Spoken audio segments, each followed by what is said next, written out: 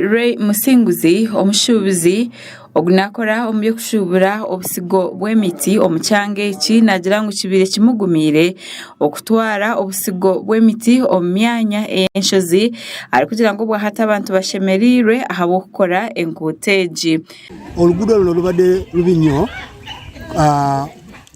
mu budde bw'enkuba, lubadde lufu nnyo kulwekyo nsiima nnyo gavumenti ya Kasese district kulabambu erowoleza ku bantu ba Nyakabingo kulwanga oluguudo luconnectinga Mahango, luconnectinga facilities nyingi za government eziri eno Mahango na Nyakabingo sub county nga health centers wali amasomero ga government, so kituyambye nnyo kulaba mu black government etulowolezako nnyo kulaba nga kola oluguudo tujja kuganyulamu nnyo.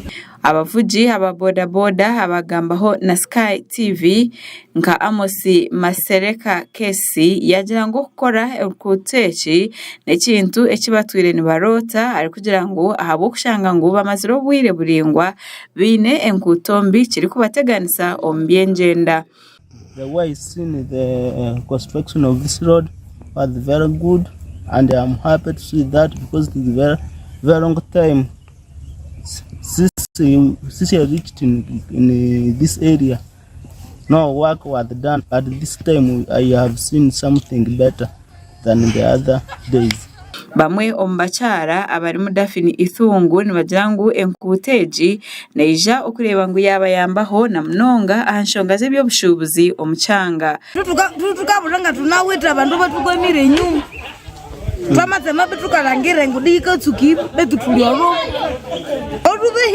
olubehire owaheko omulwe alisaruka icho mulero ko hosi babimwite mirundi 5 sindi chikale kitwa tukasi tukayabuta dine situkatokai betu etunokwariro lungo kurune sitwende truck. Elifazi Muhindi oli district chairperson w'entebe ya katano nagira ngu enkuuto mbi omwanya ogu uzona nizija kukorwaho abo kugira ngo aba Uganda National Roads Authority bakwatanise na ministry y'ebyenkuuto babaherize ebyoma ebyokukozesa. When we negotiated with the Unrand Ministry of Works, they gave us this machine for a while. It is the only machine in Western region based in Mbarara. And in Kasese we have benefited. They worked on Chanya, even the Chanya Town Council, going to Nyambuko. They worked on Katiri Mbunga. They have been working on the road to Chitolu from Isango Bulemera, Chitolu. Now they are here. Okora orukuuto nikija kwangusyaho ahabyengyenda otiriho na nokutwara ebyamaguzi omu butare ngo kandi ekinabwe nikija kukora nk'orukuuto ahabyo kwerinda na mnonga omu myanya y'enshozi niko kushaba abantu okugira ngo babase kurinda kurungi orukuuto hamwe na n'emyanya y'amizi aha rukuuto kugira ngo hatabaho obuzibu bwona. This road is key to serve these people. It is serving as a coffee road. It is serving as a networking road or for networks, and also it is serving as a security road.